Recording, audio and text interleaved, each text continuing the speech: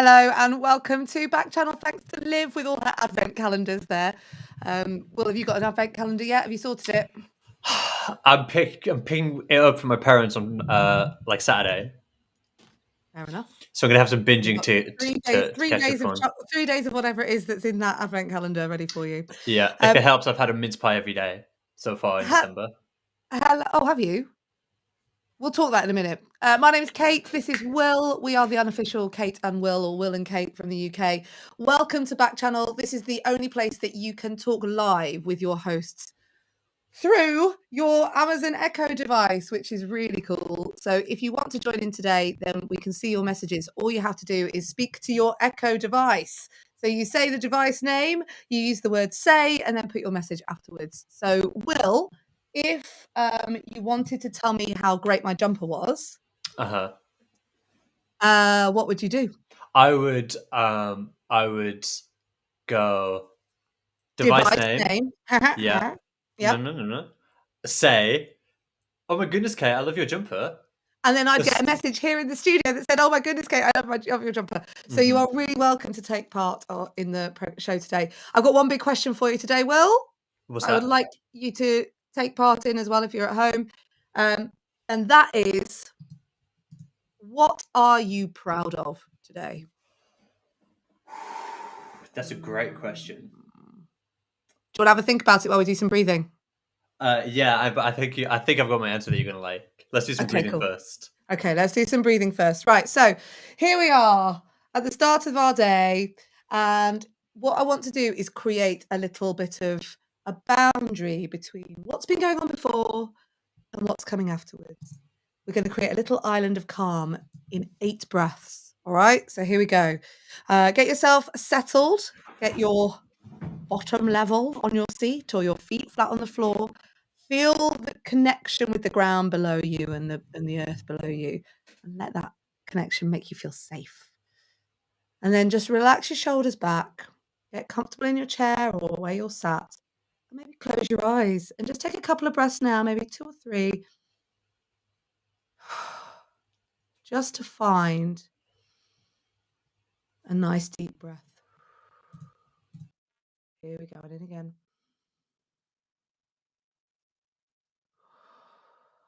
Now what I want you to do is take 8 breaths where you really push out all of the air on the out breath. So here we go, in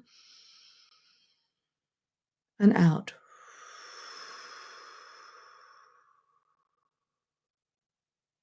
In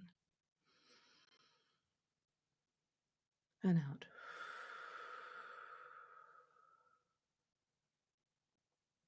In and out.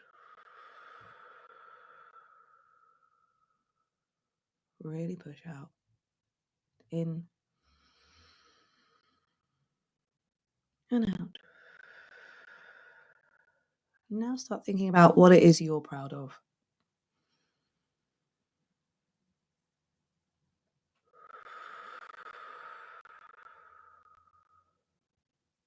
In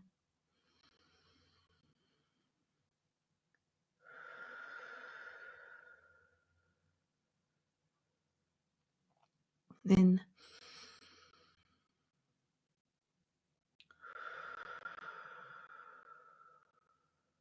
one more, in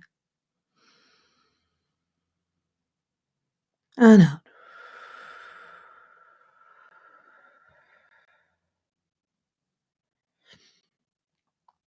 Okay. What are you proud of? I'm proud of my. This is just mine. It was a team effort. My creativeness, my to bring some Christmassiness into our house. Come the 1st of December. Okay.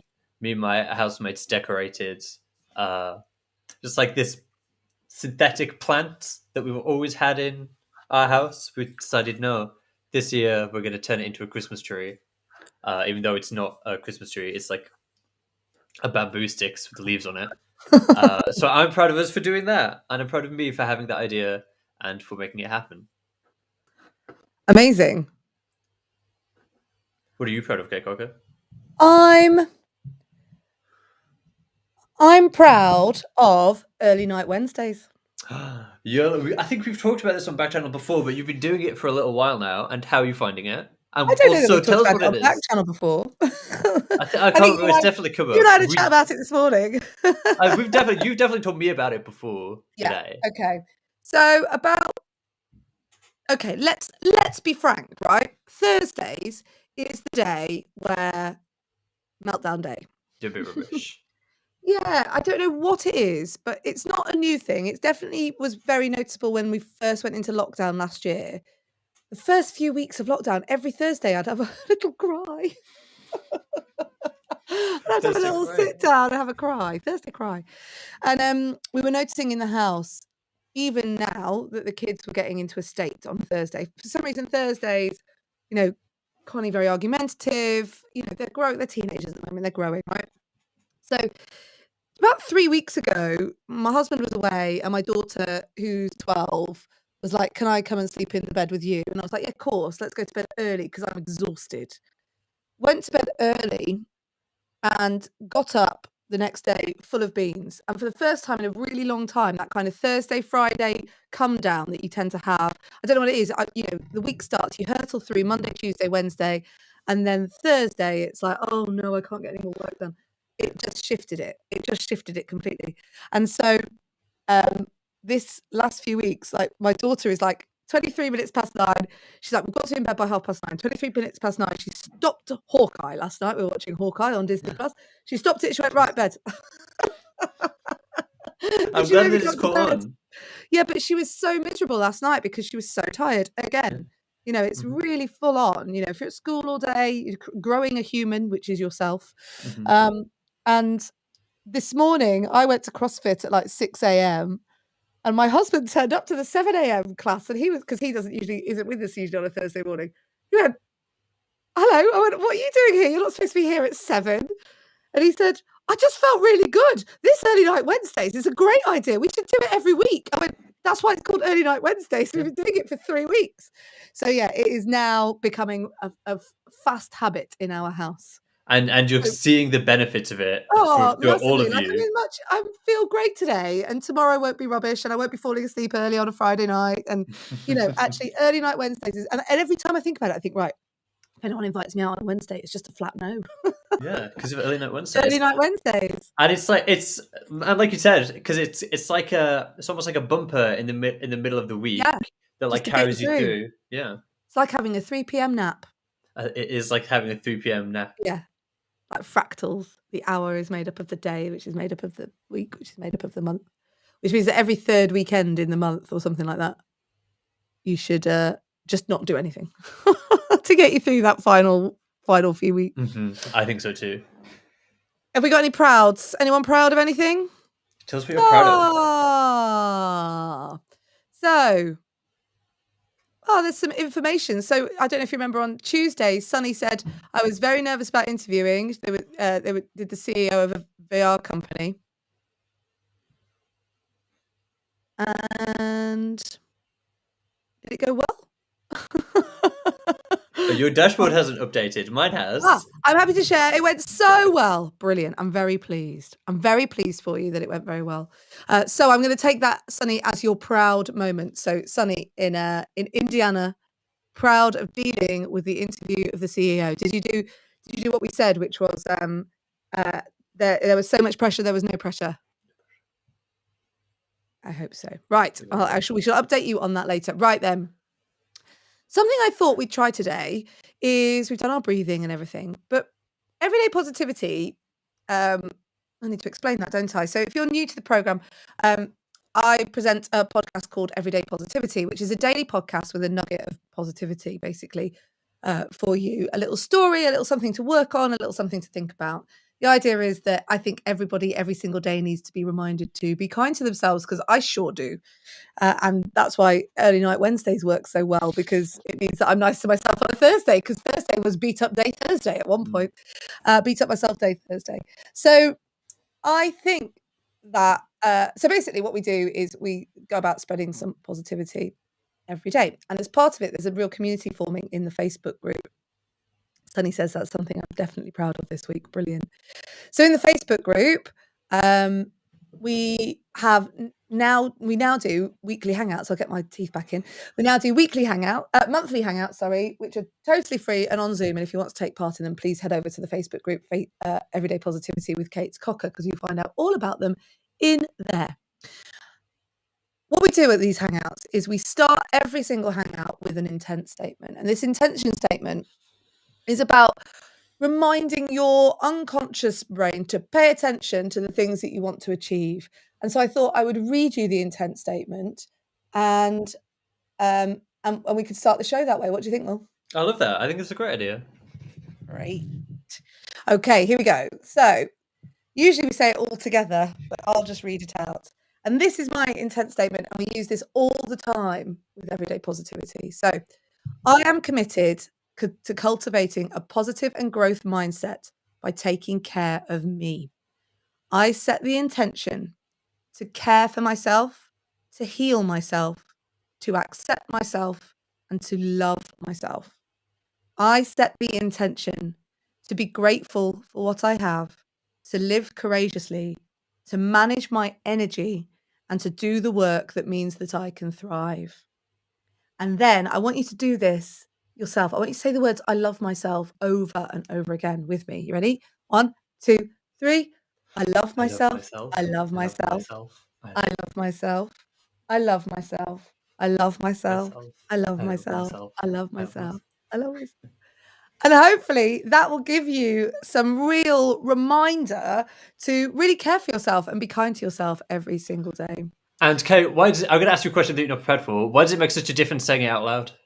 Because you hear yourself say it. So in the world of presenter coaching and things like that, when I train people in their public speaking, one of the benefits of actually going and speaking in public to people about the stuff that you know is to hear yourself say the stuff that you know out loud, right? So if you hear yourself say, I set the intention to care for myself, to heal myself, to accept myself, to love myself, it gives you the opportunity to hear yourself back.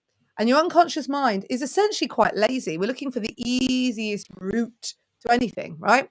So the unconscious mind is full of just habits and hormones. That's all we are. Bundles of habits and hormones. And our hormone triggers because an emotion triggers, and then we fall into the habit and the pattern that we've always had. And so to set this kind of intention is to really start, just jibbing in. It's jibbing in. The conscious mind jibs in and gives your unconscious mind a bit of instruction.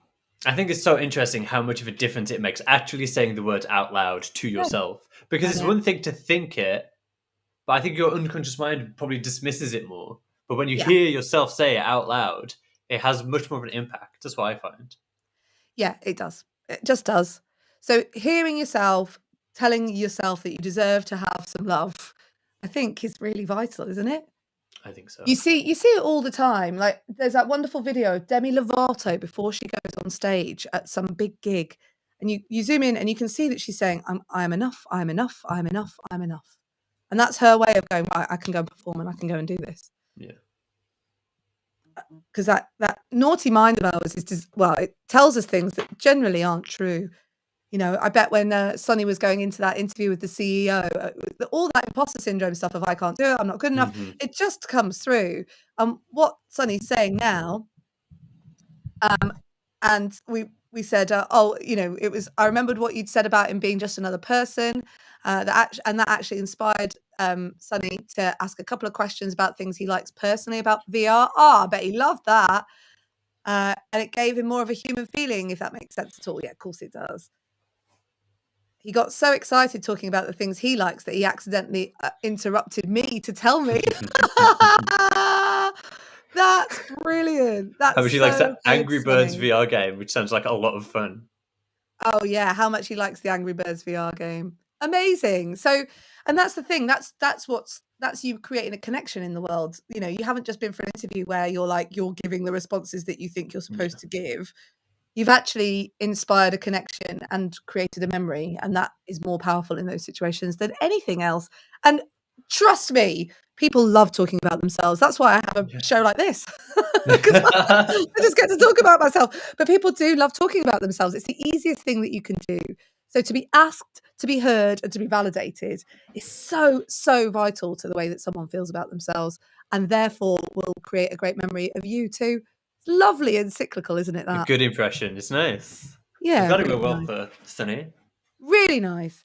So we've got some stuff some good news, you know?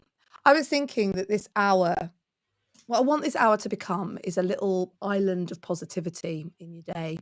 I want you to feel like in this hour, you get to hear the good stuff. And there's loads of good news. There's forestation going on. Not deforestation, forestation. Forestation. There's a girl in the world who's done 7 million keepy uppies. There's electrical goods being repurposed, which I love, in Bristol in the UK. And first bit of good news, knitted Christmas tree. Over to you, Will. I mean, there's so much going on here. I just want to. So these stories are about trees. They're about working out. They're about electricals, and they're about like crafting essentially. And if they're not the most like Kate Coker Brilliant everyday positivity stories in the world, then I don't know. I can't help you. But yeah, this first one, it's about a knitted Christmas tree. It's from a town in Devon, where about 100 people, all made like a patch. They all knitted like a patch. I love this. And then like put them all together in the shape of a Christmas tree, and it's big as well. It's on display outside a church, and they also made like a fireplace and an armchair. And my favorite bit is there's a little like crocheted cat on the little crocheted armchair. I've not got the picture in front of me, and nor Shall I show them? Else. Let me show them here. Yeah, go on. I don't know if I can. Oh my god, it's huge! It is massive. It's like full size. So let me describe it to you if you haven't got the ability to visualize this. It's they've done loads. They obviously got too many. Oh, this is so cool. So basically, if you can think of it like 3 cones on top of each other, so it's got like a tiered look, if you like. So it's like almost 3 triangles on top of each other. And what they've done is they've crocheted what are called granny squares. They're called granny squares, where you do it sort of starts as a circle, but then you can make it so it goes into a square. So as you said, it's a patch. And what they've done is they've flattened the patches and covered the whole of this tree, these cones, in the patches, and then dangled off each layer. They've dangled little stars and things, all knitted, all crocheted, all amazing. And the best thing about it is that someone's actually made like what look like Christmas lights, but they're crocheted, aren't they? Yeah. So crocheted baubles, crocheted Christmas lights. Oh, it's beautiful. Crocheted cats. And actually, they look like they had so much they've actually made a fake crocheted fireplace, and they've covered a sofa as well. And this is what I mean. Like, this is what life's like as a crafter, isn't it? You just you're doing it, or you make you're doing it. You're either making rubbish or making stuff like this, which is amazing. Yeah, which is amazing. So that's my first good news, kind of everyday positivity story for today. That's amazing, and it's one of the most pleasing things ever. It makes me want to get my crochet out to do some crocheting. Now, more than 1,000 patches they got. More than 1,000 patches, right? So if you get 50 crocheters to do 20 patches, then you got 1,000. Yeah, that's maths. That's quick maths. Quick maths. Okay, I'm impressed. Sunny's got some good news, good local news for you. Our parks department just got approval to build a new park. I love that. Actually, that reminds me, I've got some good positive news today about parks, which I'm going to have to find. So I'll do something else until that's come my way. So we've got the giant knitted Christmas tree, brilliant. Right, I need to show you something. Oh my goodness! Wait. Okay. Kay has left. Kay has gotten up. Oh no, it's all right. I'm coming back. Okay. I'm a lady who owns lots of stuff like this, like. Oh yeah, what? Yeah. Oh, knock my mic over. Look. My cover. So I've got like an old digital radio that's quite a nice, fancy one, and like there's a microphone that sits on top of a camera. And it's loads of stuff like that, or like iPhones, or you know what I mean. Like I'm a terror for having kept them all. Can you hear me? Okay, yeah. Just stuff that you've kind of amassed. Yeah, over but the I years. never know what to do with electrical goods. Like I never know what to do with them because you can't It's really difficult to repurpose them. Oh, I don't know what I'm doing here. My mic's going to fall over. It's really difficult to repurpose them. At Christmas, you know what's going to happen? Someone's going to buy like the latest Kindle for someone. I've got another Kindle. You You'll know what I replace it mean? with something better or Yeah, newer. or they update and you need a new one. And like my watch, like I've got loads of these. Oh, actually, that's a good point. My Fitbit charger cables, things like that. Anyway, in Bristol, they are restoring old electrical goods and giving them to those that need them. So people who need like lamps, keyboards, slow cookers, things like that, as a way to kind of tackle this all of this kind of waste and everything. This Electric Avenue pop-up store hands out electrical items donated by the people of Bristol. So anyone who has got something, because that's the other thing, you kind of go, oh, I'll put this on eBay, and then you go, oh, I don't know if it works. Mm-hmm. So actually, this company organization, it's a charity actually called Hubbub. They basically get the electrical goods, they restore them, and then give them to people that need them. I wonder if that came out of the laptops, the need for laptops and things like that, because Could well we be. we do live in a world where we have where we need digital products now. Yeah, absolutely. And what I like is that you're getting an assurance that it will work, because as you said, sometimes if you buy stuff, it can be very Yeah, hit or miss, especially if you like buy stuff from a charity shop or buy stuff from eBay. yeah, It's a bit hit or miss, but I like that with this initiative, you're getting some assurance that it will actually be like useful, functional. yeah. I'm going to find this positive story now. Here it is. It's going to come up. No, it's not. What was it about? It was about parks. It was about parks. Yeah.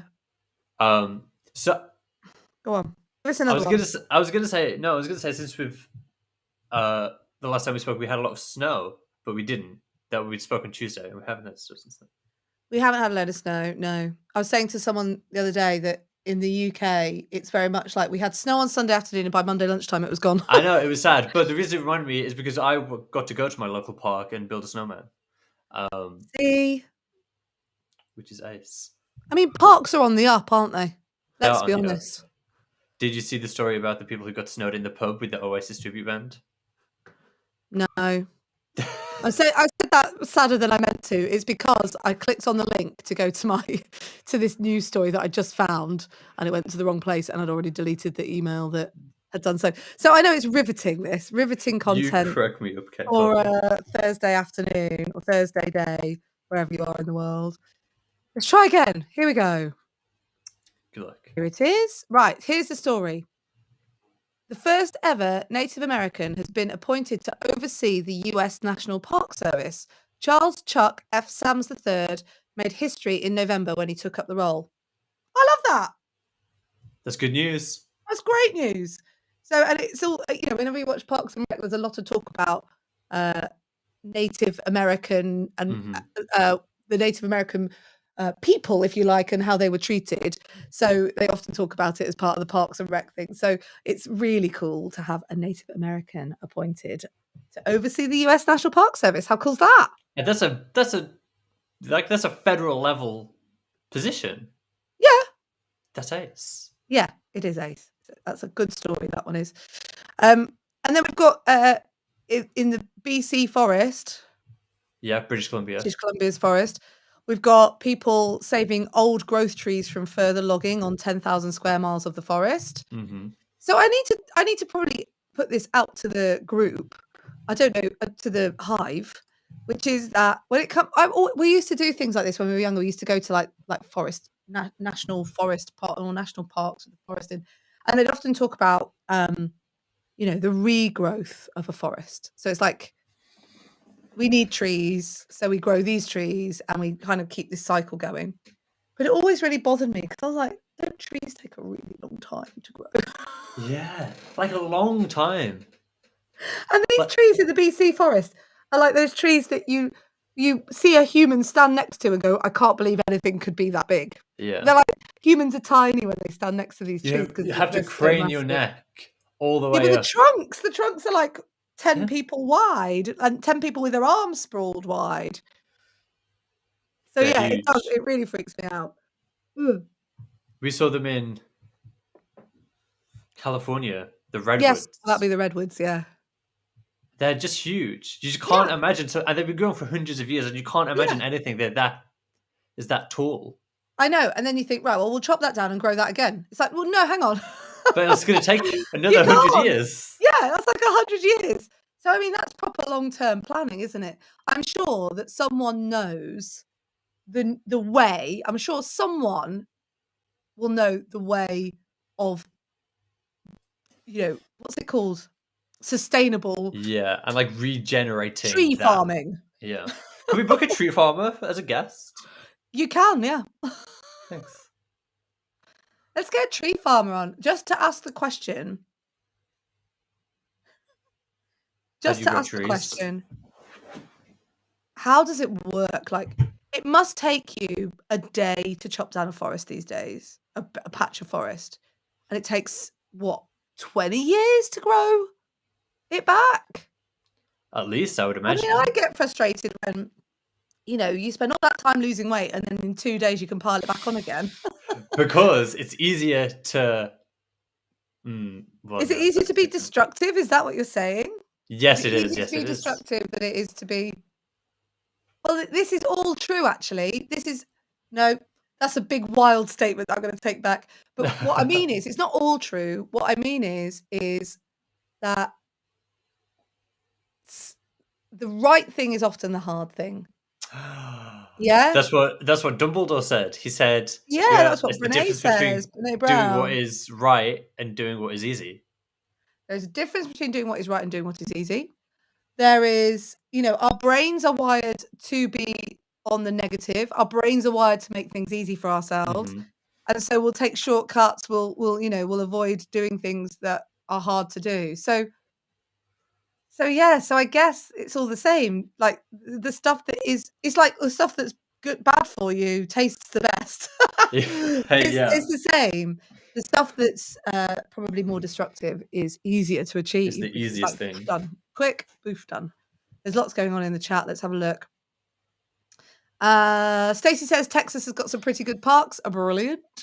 And it takes 1,000 years for the trees to grow back. I know, right? 1,000 years. Those trees have seen some world, haven't they? I know. Imagine what's happened in 1,000 years, or even 100 years. Even imagine what's happened in 100 years. So much. And Sunny's pointed out the obvious for me. I bet we would learn so much about trees from a tree farmer. I think it's I going think to you're happen. correct. We definitely need to get the tree farmer on. Okay, right. So up now, we are going to listen to today's episode of Everyday Positivity. Is it time to change your surroundings? My name's Kate Cocker, and this is your Everyday Positivity from the Volley Network. And today I've been thinking about moving some stuff around in the house. You know that feeling when everything feels a bit samey and you've sort of lost a bit of momentum, productivity's gone down. We are about to go into Christmas, so the decorations are about to go up. And in the process, I'm wondering about shifting a few things around in the house just to give it a little bit of newness, a little bit of fizz, a little bit of joy. It was really interesting with the Beatles documentary as well, that when they started off recording in the TV studio, they felt really down and they couldn't quite get the creativity to work. And then they moved to Savile Row, to the Apple studios that had just been built there. And all of a sudden they came alive and really felt the connection and really enjoyed the environment. It's even down to things like, I know that if I sit in the kitchen and work, I won't get as much done as if I sit in the office and work. But sometimes the office is a bit of a mess and I don't really want to sit there. So today, have a look around you, have a think about how is your environment impacting you and what can you do to change it? The reality is you might not be able to move from one office to another, or you might not be able to move out of the house that you're in into another house. But what you can do is you can start to make it your own. Maybe it's buying a plant. Maybe it's painting a wall. Maybe, if you're anything like me, just tidying up. Moving a few things around as the Christmas decks go up. Have a think, have a look, and see what you can achieve. I'm terrible at tidying up. My routine is before I go to bed, leave everything clean and tidy. Throughout the course of the day, the house gets trashed. I throw my clothes around. I leave all my dirty dishes around, and then I just repeat the cycle every day. That's one way to do it. Reset the night before, so it's like you want it to be when you get up the next day. Yeah. That's good, that is. So, this is all about your environment, and it's really interesting when you look at, like, what you're most in control of and the way that we create change for ourselves. I'm just gonna share the screen, actually. Share screen time.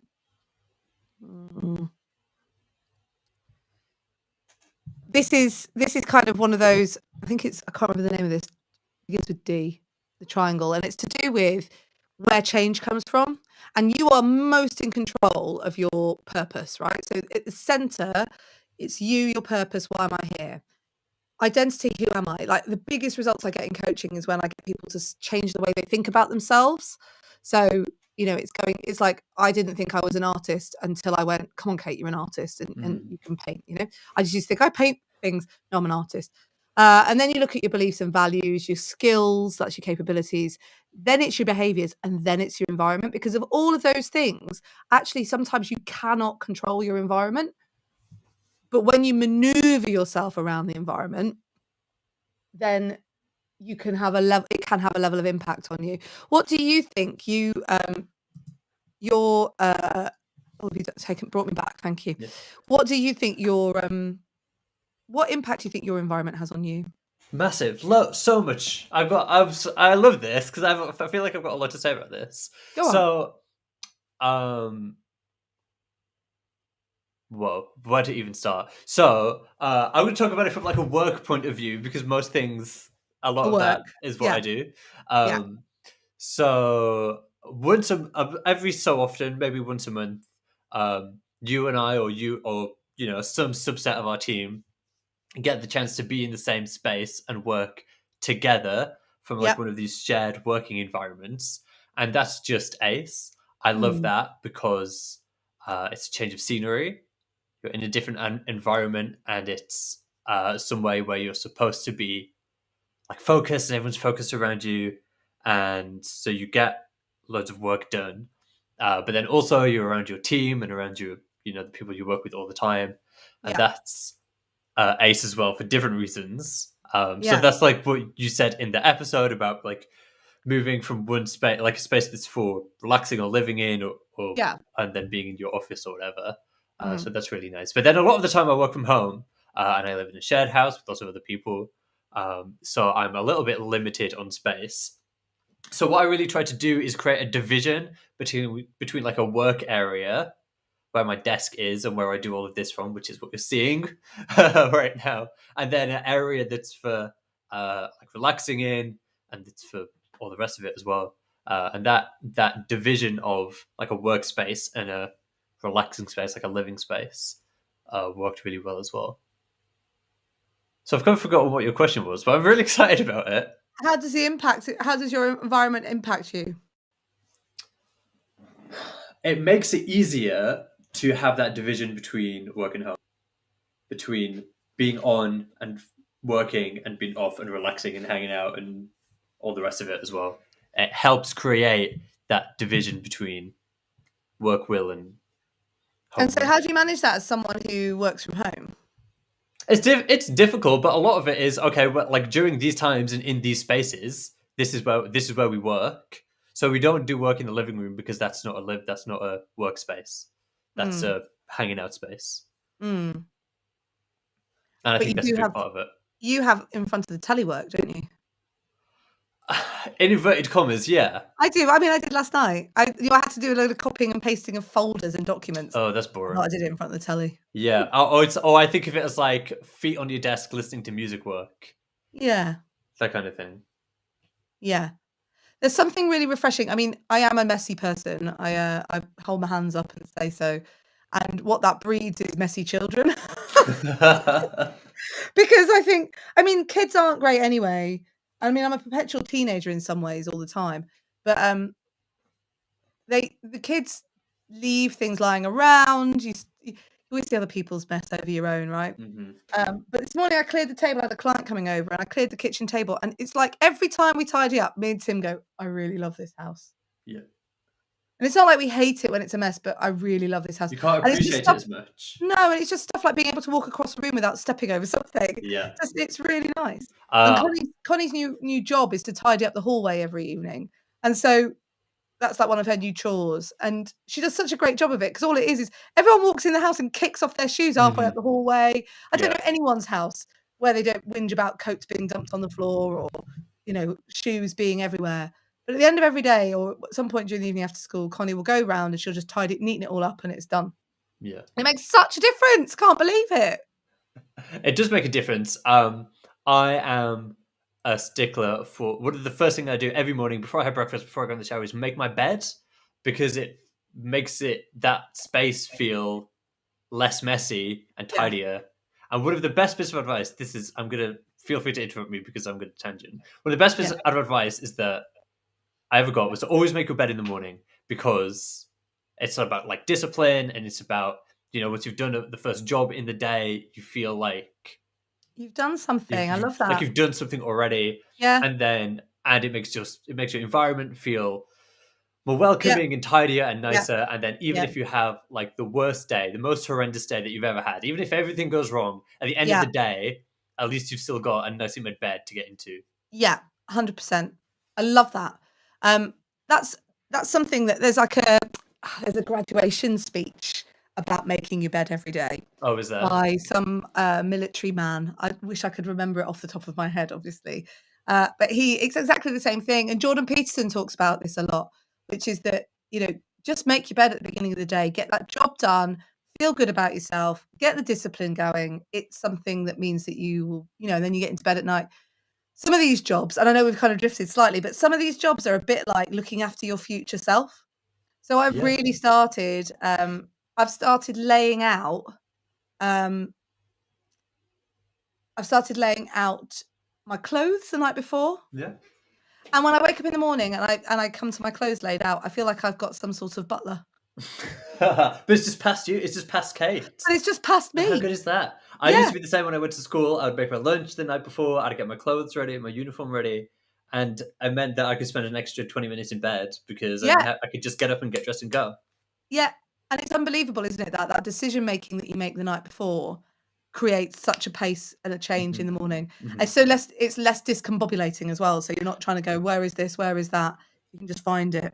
But It takes a long while to learn that stuff. My kids are terrible at it. Last night, Connie said, I'm ready for school tomorrow. I know where all my PE kit is. She went to find the tracksuit bottoms because they wear their PE kit to school in these times when they've got PE.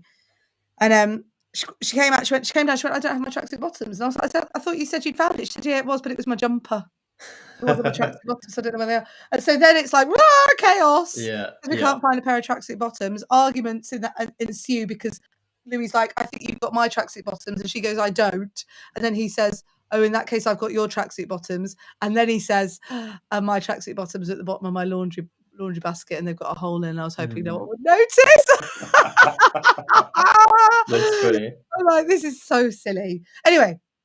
But it does tie into your environment as well. Because if you do things like tidying up the night before or whatever else, getting to the office first thing, like you're looking after your future self by creating an environment that you want to be in and that you're excited to be in and that you can do whatever needs to be done in.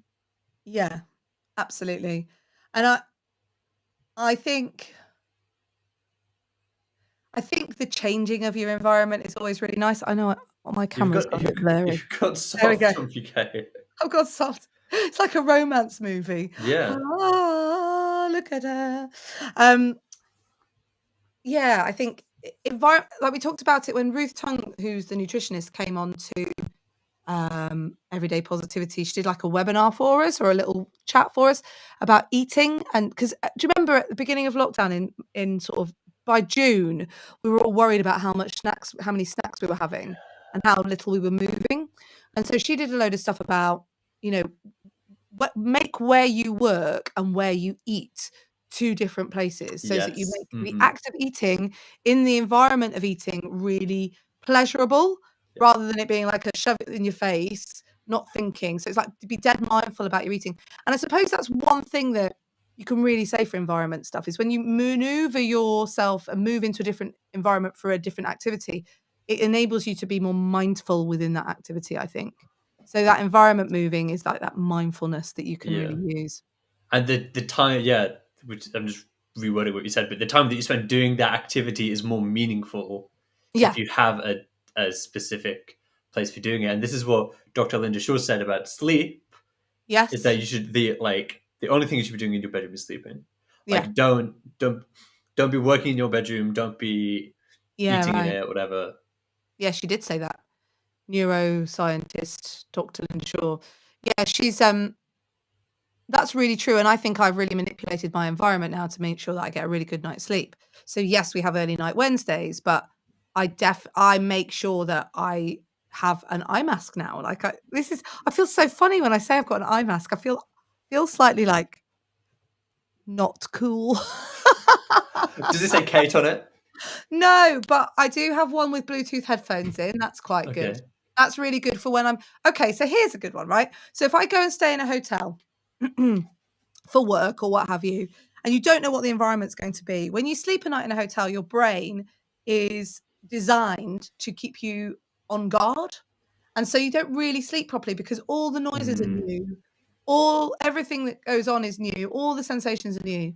And so I've got a really good hack, sleep hack for that, which is that then I take the environment with me. So if I have the Bluetooth headphones with my sleep music on, which I sometimes use, or even guided sleep or something like that, and then and have the lights for my eyes blocked out, then really I'm not anywhere new. I'm in my because you've got comfort some zone. familiar things. I've Yeah. always said that like your first night sleeping in a new place is not going to be like quality sleep.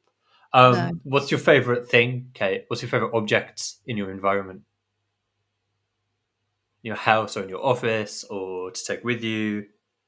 Let me tell you, well, I've got loads. I love my things. Um, I've got some art that I love. Is one of my favorite things, and that's what makes my environment feels like mine. I love all my photographs or the stuff that I've got on my wall, that kind of thing. So it's funny, this conversation, because, they are just things, aren't they? Yeah, but they're not. And being tied to your things is always something to remind yourself they are just things. What do I love in my house? I mean, obviously the humans in it. Of course. Things like my footstools. That's a great one. Just because it's just great to put your feet up, isn't it? Just to like Yeah. sprawl Uh-huh. on your sofa. I always wanted one of those L-shape sofas, but our Oh house yeah. just doesn't really allow for it, in the sense that the walls aren't all in the right place, so we've got like a nice No. bay and we can't put Yeah. all of that kind of stuff. So we've made up for that by getting some rather incredible ottoman-y, footstooly things. And probably my latest favorite one is a pink one that I can just pick up from the corner of the room and bung under my legs, 'cause, Yeah. it's when no one else wants to. 'Cause we've got one of those ones that's really long, and so if I wanna put my feet up, then everyone else sat on the sofa needs to want to put their feet up. But now I've got my little velvet Just an one. individual one. I Just want a little Ottoman. individual Kate size footstool. Hmm. I bought one recently. I partly to use as a bedside table, but partly so I can like if I'm sat at my desk but I don't need to do anything, I just need to listen. I can put my feet on it. I like it. And I think, actually, if I think about it, like leaving the house and things like that, things I take with me, it's things like just having a blanket, Yeah, nice. that sort of thing. Yeah, that's the stuff that I like. But environment is really interesting, and I think if you, um I don't know, I was speaking to someone recently who you can attach things to your environment, right? So that could be positive feelings, but that can also be negative feelings. So, it might be that you really don't like the place that you work, Mhm. and you might turn up at the door every day and go, "I hate that door." And, like, you get there and your whole soul can really sort of shrink up and go, "Oh gosh, I've got to go into this place again, and I hate that brown carpet, and I hate that wall, and I hate that coffee machine." And the problem with that is that actually you're probably projecting some of the issues that you have with work onto your environment. And Mhm. also, as I said, you can't change it. You can't change your environment. Really. That's so Like, interesting. Is that you you don't hate can't. the carpet? It's just a carpet. The carpet didn't do anything. Yeah, exactly. Exactly. Same with loving it though, Will, right? So it's the same attachment. I Yeah. love that carpet. And it's the same with locations as well. Yeah. Tangent. When you go to the, or I know that when I go to the places that now have like negative moments attached to them, or I'm like, oh, I like hate it there, like I hate that building, whatever. And you know, the opposite is also true. But the building didn't do anything. It's No. not the environment's fault that happened. No, I know. But the things that can really change the environment are things like smell. Well, so Sunny just said, okay, it's almost like you're a professional. Sunny said, it's amazing what something as simple as turning on a wax melter can do to lift the mood of a room. I know. And I've And recently got really into candles have you recently because write smell. down candles for the Christmas list? 1 pans, 2 Yeah. candles. And a wax melter is a good idea because I've got all my candles won't light anymore, but there's still wax in them. Right. That's an unrelated matter. But yeah, No, but the smell, scent. I like a good house plant. I got light bulbs that change color that I can change the color of, Nice. and that helps. Yep, that's really good. What else? Yeah, plants, anything like that. But just as I said, in the episode, tidying up, moving things around, just to create that little bit of a fizz. And what's the best thing at this time of year? We get to put the Christmas decorations up. Now, you were saying you've done yours with your synthetic plant. Don't know what that is. It's like it's just a fake bamboo plant that we just put some baubles and some lights on. It's dead pretty. Oh. We have. What's your Christmas tree ritual? Liv was talking. Liv was talking about this. She was saying about Christmas tree doesn't go up till Christmas Eve. Where in her house. We used to like we were talking this morning about like decorating from the 1st of December isn't something usually we would do. We would usually go like, what is it, 12 days before or whatever, or like the 2 the weekends 12 days of something. Christmas, they finish on the 6th or the 5th of January or something like that. Yeah, something so like that's what that is. So yeah, you do have it up. Mum's always got this rule about when the Christmas tree goes up and when we're allowed to decorate it. But it's just what is it? Come on, everyone has their.